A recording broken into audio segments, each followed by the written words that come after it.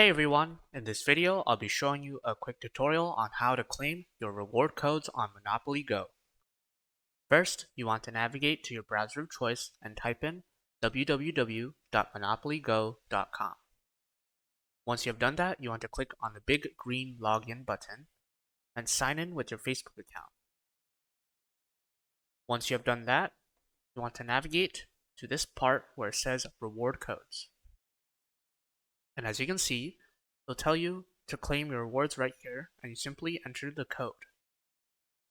Now, if you don't know where to get the code, you can search it up, and it'll tell you that Tycoon Club reward codes aren't easy to find, and the only ones that you can find are when you purchase a specially marked Hasbro and Scopely Monopoly Go board game.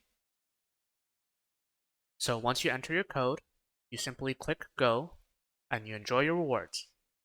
If you enjoyed this video or found it helpful, please consider leaving a like and subscribing. Thanks for watching.